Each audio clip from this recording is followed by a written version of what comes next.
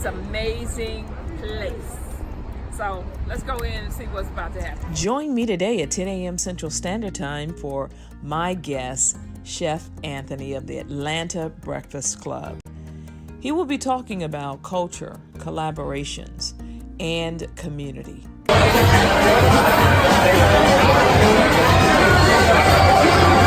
right, everybody, we're here at Atlanta Breakfast Club, and there we go. This is their French toast peach cobbler. It's got a finite period of time that it's open. And I'm trying to get in here before this time. Now, you know I ran all the way down the block so I can get up in here, right? But at the same time, no, I'm serious. She tell you. And so at the end of the day, we were out there and we were talking to the people, we're listening to them, and Zira asked one of the guys sitting on a rock with his daughter, I think she was from Delaware, and he said to her, honey, I wanted to bring you here because I want you to taste some authentic, like, food from Atlanta, something that really, and she was like, well, Daddy, you could call an Uber, we could go somewhere else. Wow. And then when the two of us, we came up and we were talking to him, she was like, oh, okay then. She was just about probably 10 or 11 years old, but they waited 90 minutes to get in here. Oh, wow. I appreciate it. And so what is that? You know what I'm saying? What is that energy when you're talking about bringing in, when you come? We're talking about my experience, look at my pants. That's a hot mess, y'all. She had to unbutton. Oh my God, that was so daggone good. Okay, tell me, what was the best thing you ate in there? All of it, on a scale of 1 to 10, all of it was a 12. A 12. On a scale of 1 to 10, all of it was a 12. Man. But that French toast, yes, peach cobbler was a 99. Oh my God, it was so good.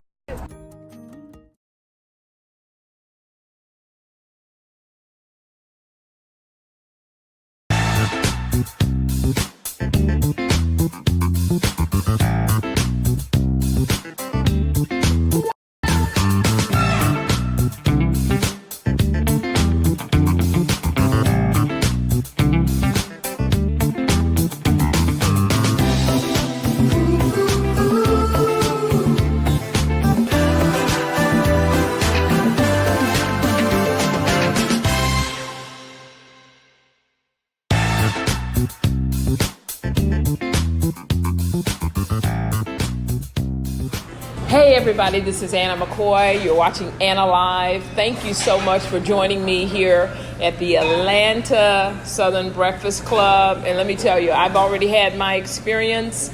I'm gonna throw in a little bit of that, some of that B-roll of me eating in this place. So if you haven't been to Atlanta, I'm here with Chef Anthony, the hands and the all behind the scenes, y'all. And so thank you, Chef Anthony, for allowing me to interview you today. In all sincerity, I am not kidding you. This food is absolutely jamming. So I want to know a little bit about your story tell me about this place. Tell me what is the backstory? It's so many stories. It's like a Game of Thrones. It's a story, and within the story, sure, within the story that always goes on. So I'll go with the most obvious story for this time. The Atlanta Breakfast Club was really like our gift to the city. Oh wow, it was a gift, man. It was a gift to the city. Me and my partners, we've all been in this city for the last decade, or some of us grow here, some of us are from here. Yes. Some of us moved here and made our way into the world. So it was always a thing. Even when I was in culinary school, it was like, I'm going to always make it back to Atlanta because there's so many people that look like me doing so many amazing things. So the whole time I was down in Boca Raton doing high-end fine dining, in the back of my head I always said to myself, I got to get to Atlanta, man. Like, I have to get to Atlanta. And so just a lot of practice and work, doing my due diligence for the industry down in South Florida and making it to Atlanta. And then the Fifth Group brought me here, and I worked with Buckhead Life, and I worked with Barteca, and I opened some restaurants of my own. Yes. And all the while it's just, developing great business relationships. Wow. So when it was the time to create Atlanta Breakfast Club, the opportunity was right in front of us. And really, so what was the opportunity, and why was it an opportunity?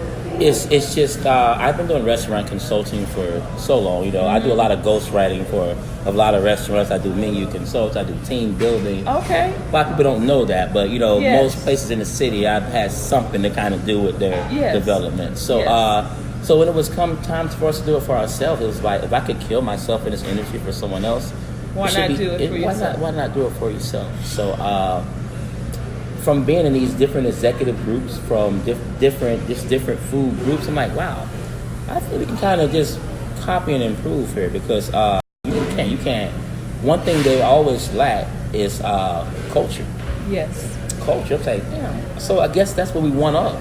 If we can reenact this system and implement something that can't be implemented by everyone else, which is culture, that'll one up us in this industry. So, so let's pause there for a minute and talk a bit about the culture that you actually you're trying to create here, and then I'll tell you what my experience was. Okay, well, a culture to me is how too many people think in this way. It's like, when I moved to the city, I had been coming from fine dining. I've been working with Nick Morfolk and doing James Beard dinners. Okay. So when I got here, I never was really integrated into the way we dine here. Oh. So it was always that, how we are, man. And then my thing was, whoa. When have black people ever been like inferior to the restaurant industry? I'm sorry if, from an ambassador of it, I thought we almost invented this service and etiquette, and serving from the right and picking up from the left. These are things that were done by brilliant people, whether they were slaves or we were always masters. Cooking, right? Always cooking. We were always the cook. And so it got to the point where someone would say this silly thing like, how all black restaurants are. And I'm like, not really. How are black restaurants? That's for you, actually. Thank you. Yeah. How are we? What does that mean? I'm like, I've been doing high-end fine dining. I got truffle oil in my back pocket. This was 15 years ago. Oh my God. Where did we get to this? And then I started to understand.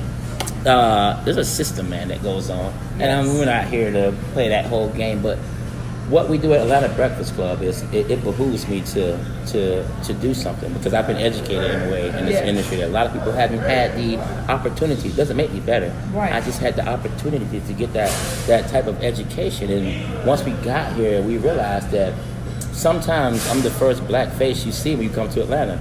You get off your plane. Yes. You Google where the best place to eat. They send you here, and you open the door, and I say, good morning. Yes. So, is it my job to speak for every black restaurant owner? No, but it should behoove me to want to, because for every great experience I give, looking the way I look, that means someone else that looks exactly like me will get that benefit of the doubt. And that's how we change that whole, how black restaurants are. To me, that's the craziest thing I've ever heard. What they were saying, what were they saying in the sense that we didn't have a good understanding of customer service, it's that it's still chitlins. It's still chitlins. It's the food choices. It's not even the food choices. It's the perception of what our cuisine is. Soul food has only been just every other food, mostly byproducts, but corn and potatoes and onions, that's never been nutritious. We have this thing going on now that soul food is killing black. No, not soul food is killing black people. Right. Italian food is too. Then. Sure. That means tacos are too. Then how does soul food fall into that? But it goes back to that system. I go back to, I've been educated in a way. Yes. So therefore, when you come into this restaurant, we have to maintain etiquette. Right. So when you think about your journey here, how long has it been? How old am I? When did you all start? Well, your journey as a chef. Yes. When did you become a chef? They say you're only a chef when people start calling you a chef. That's the real reason. I've started this industry maybe around 10 and 11. My grandmother owned soul food restaurants. Okay. For years. My mother was always cooking in the kitchen, so I've always been around. I was actually trying to run away from my true path. Like I wanted to be an engineer because that shit sounded kind of cool. Like be an engineer, make like $40,000. I'm gonna be cool, get a suit, but that wasn't my path.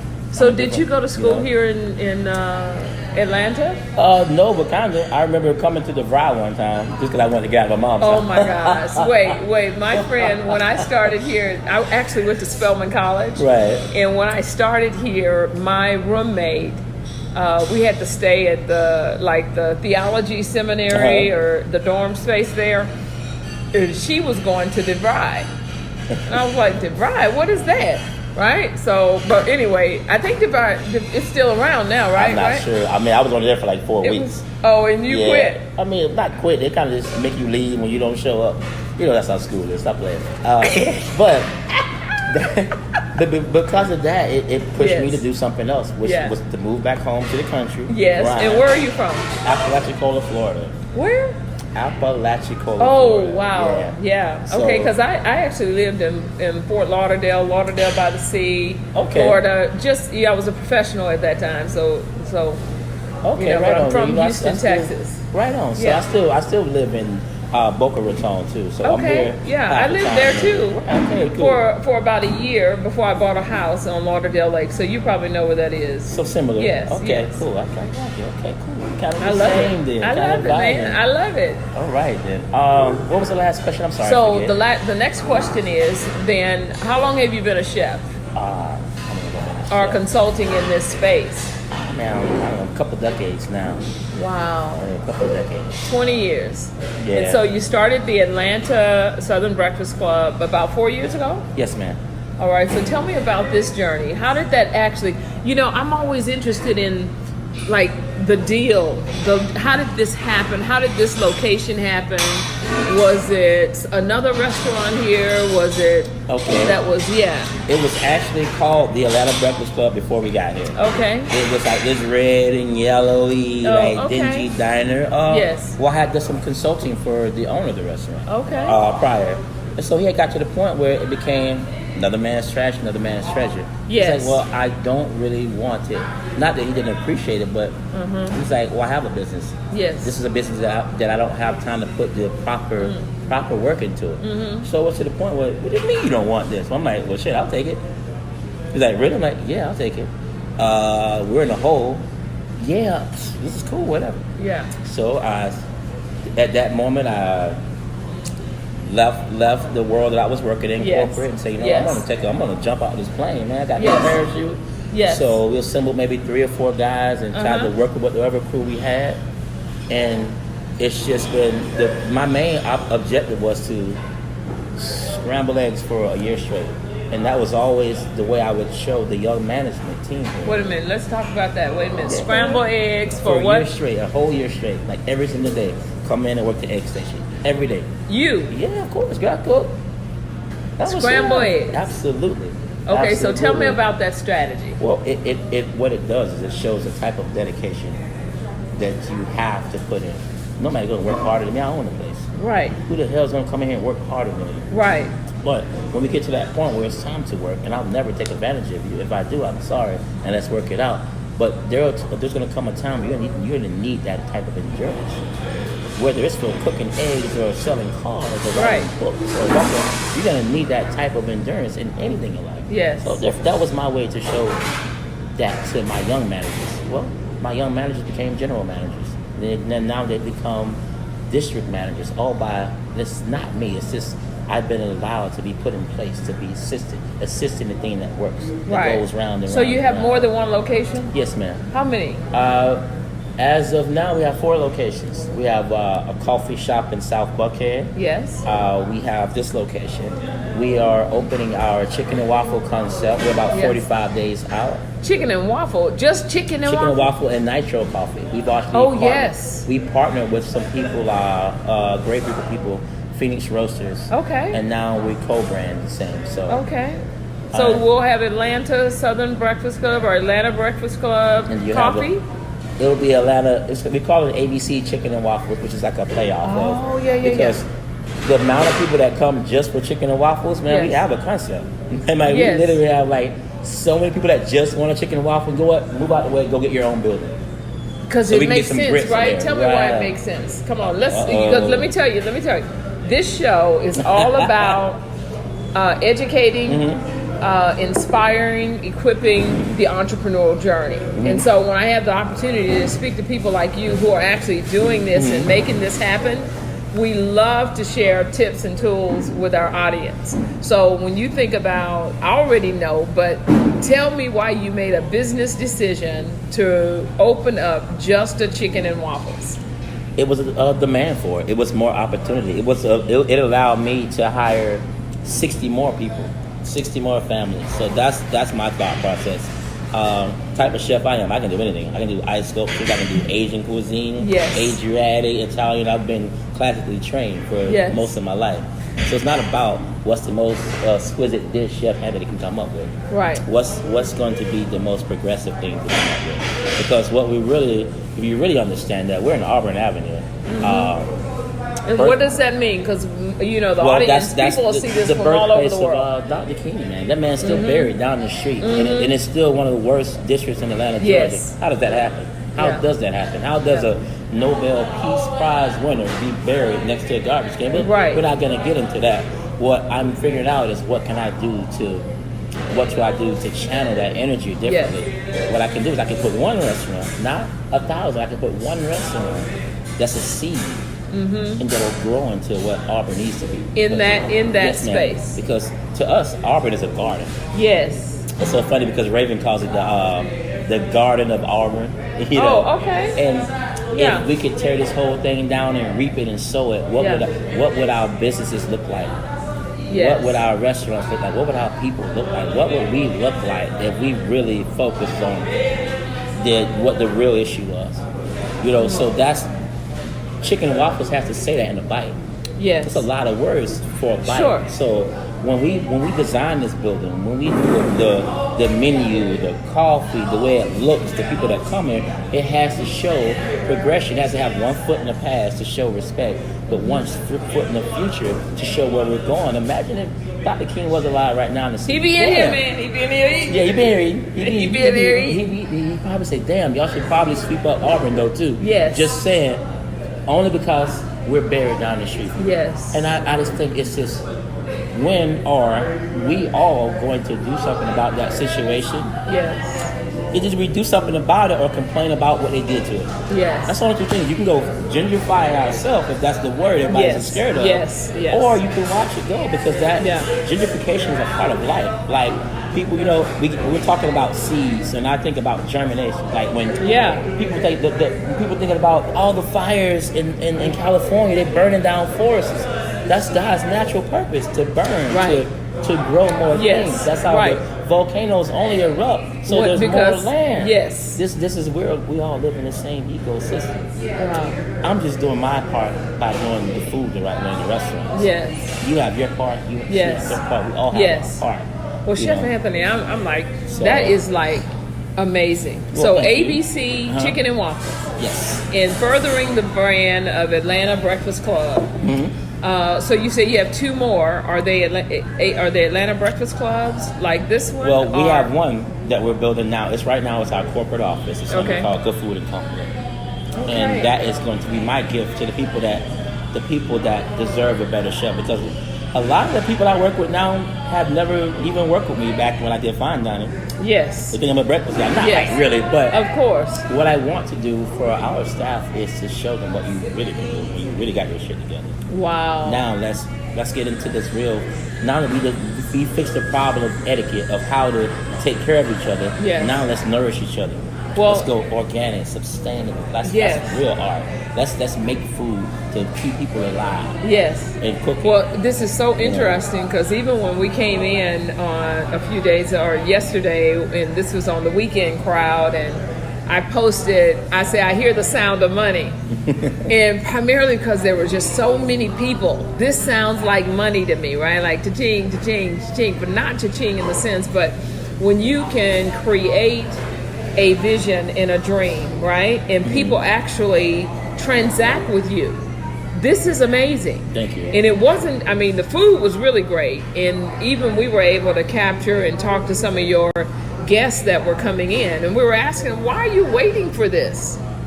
On Yep, 61 people are before me.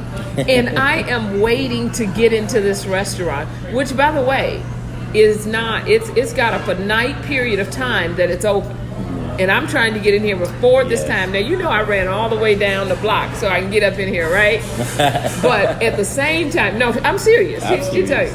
And so at the end of the day, we were out there and we were talking to the people, we're listening to them, and Zira asked one of the guys sitting on a rock with his daughter, I think she was from Delaware.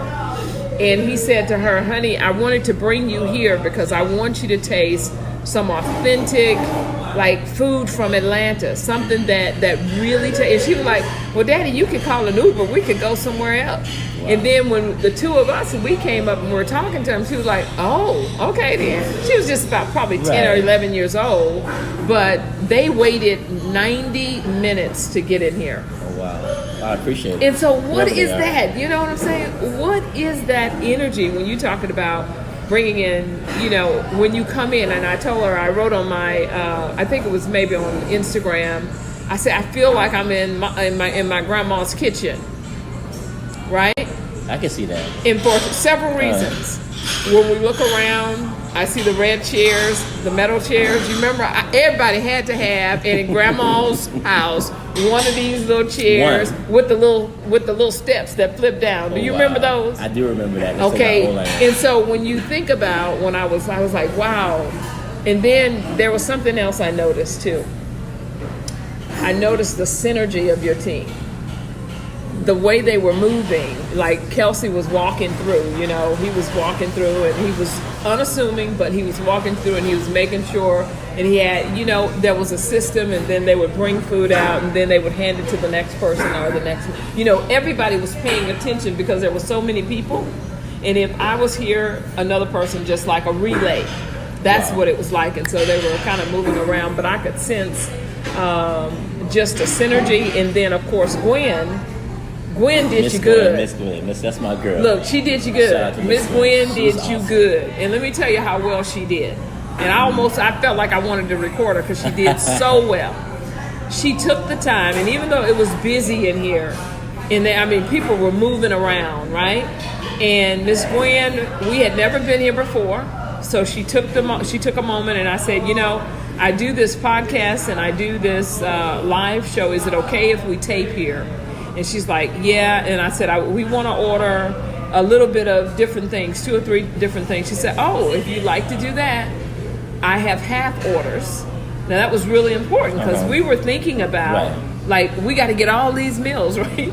And she said, we've got half orders, do this, this, and this. This is one of our favorite. You have to try this. Wow. And she just took her time, even though it was busy. She took her time to give us instruction, to tell us about the experience. She was awesome. And you was going to fire her, man. Look, I'm playing that part. I'm playing Miss Gwen. You're my favorite girl. Oh, she was amazing. Awesome, but Miss Gwen sounded like she got a business herself, too. She's an entrepreneur. Well, most of the staff here do other things. Most of them are musicians or artists or some write screenplays. Some deal in politics. This restaurant is just our liaison to the way in. Like everybody we've ever needed has walked right through the door. Yes. This restaurant is just a stage for doing more. It's just our way in. You only can scramble so many eggs. But the people you meet, here, 6,000 people a week. Yeah. And 6,000 people come through here a week. And one of them's gonna be like you.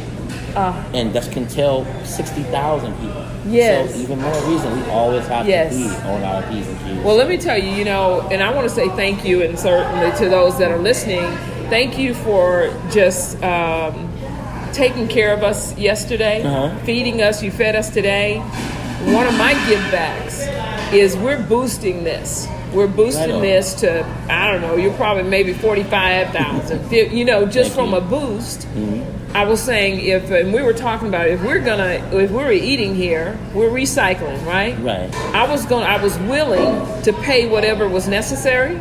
So I'm going to pay it forward to you by boosting, like I did a little short thing yesterday I sent to you. It's not a lot, but it's in that world, it's going to produce, thousands of people seeing our experience here with you. And that's the value to me. Absolutely. Yeah. Is that not how gardens work? Exactly, it is. The bee do the pollen, the pollen Yes. down the worms, Yes. the grass. Everybody's equally important. Wow. You know, it's just about your currency. Well, everybody just values money. Currency's all over, man. I value this conversation. Yeah. So, well, let me tell you what's really important to me, and that is your desire to impact this community, number one. Number two is every time we actually activate our dreams and visions as entrepreneurs, and I've been an entrepreneur for the last almost 30 years, we don't do it for ourselves. Even if I do it for one and activate that, I'm creating another opportunity for another person that doesn't stop there, that has the ripple effect. Like you said, the 60 jobs. yes, ma'am. It's for families. That ripples up, not 60 people, it may be 200 people by the time you finish. Right. So I commend you, I congratulate you, I honor you for that. Thank you. And I will pray for you. I'm telling you, I will pray for you and pray for this entire team. That's a secret. For this to continue to flow, you know, and to be great. And I'm telling you, people, you come to Atlanta, you have to find this place or one of these shops, one of these restaurants, and we're on Ivan Allen, and what's the name of that? Venable? Ivan Allen and Lucky Street. We're adjacent to the aquarium, so people know. Right, that's across right. From the Just aquarium. find the whales, baby. Find the whales. Right And you across will from the find aquarium. this restaurant. And I'm telling you, get here. Make it a point when you come to get here. I want to leave you with this one thing I learned from you. You heard of Aunt Kizzy's back porch, right? It's in California, near maybe near the marina. I've never right? been. Okay. But it's Aunt Kizzy's back porch, and the owners of Aunt Kizzy, I lived in LA for about 12 years. And I was talking to the founder of Aunt Kizzy's, this was like 20 years ago. And I asked him, I walked into his shop and I said, why do you have all of these Korean magazines and like Japanese magazines here at the door? They're all in different languages, right? He says, because my biggest client is Japanese, Asian people getting off buses, coming from the airport to Aunt Kizzy's back porch. Wow. And I said, well, how is that possible? And he says, you know, the one place I advertise? In Asia. Because they are the ones that come and they want to take pictures. You remember before we all had pictures, who had them cameras? Wow, that's Who had the cameras, right? So Everywhere, nice. it'd be 50 of them. All of them got a camera. Yeah. And so he said, I started advertising in Asia. And what would happen, bus loads would start to come to my shop. And when I tell you on Kizzy's, I don't know what they're doing now. And he was an older, he was probably like in his 70s then. Oh, wow. So he's probably not around anymore. So I don't know who has it now. But that was one of his major strategies. And so I want to leave that with you because it's just another opportunity. You got 4 restaurants. When you're talking about culture, you're talking about giving people a taste of Atlanta, like Airbnb. You want to experience what Chicken and Waffles is? Come here. Maybe there's something special you do for that group of people. When they come, you know they're coming. No, they come. Because they ordered it, right? Yes, sir. So what happens when you create an experience just for them? Because they want to have this experience. And it's just going to open and enlarge your opportunities. But, man, you're awesome. Your awesome people too. are awesome. Thank you. And we're just grateful to have... I'm telling you, I ran across here in a scooter, but I followed my nose, man. I followed my nose. And that's the other thing I want to tell you. The one thing that was common around the people who were hanging outside, waiting for their turn, everybody was patient, is you need to open that vent. Open the vent where the chicken's fried. I don't care what you do. Open that vent just a little bit more. Wow. Let a little bit more of that chicken smell come up out of here, that bacon smell. And I'm telling you, the people who were waiting was like, man, it just smells so good. Even the smell good, it makes me feel good. It's all right. My turn's going to come. Right on. And That's more awesome. people will be here. So, Chef Anthony, blessings on your business. Thank you so much. Blessings on everything that you touch, your people, and that everything is enlarged for you. Awesome. And thank you for letting us share. Well, thank you for having us. Thank You're you welcome. so much. All right. Right. Thank you, everybody. You're watching Anna McCoy on the road with Anna Live here in Atlanta, Georgia. We're here, of course, you see it behind us at the Atlanta Breakfast Club. I want to encourage you, make a stop here. You're not going to regret it. It's going to be the greatest experience you'll have right here in Atlanta, no matter what you came for, because I'm telling you, it's just that good. Blessings to you. Bye, everybody. We're at the Atlanta Breakfast Club. I'm telling you, we're going in here and we're going bam. I didn't know anything about this place. I was riding my little scooter, riding down the highway and everything, right? Or wherever we are. We're in Atlanta, Georgia.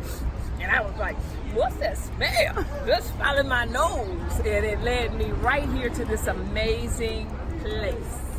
So let's go in and see what's about to happen. Join me today at 10 a.m. Central Standard Time for my guest, Chef Anthony of the Atlanta Breakfast Club. He will be talking about culture, collaborations, and community. All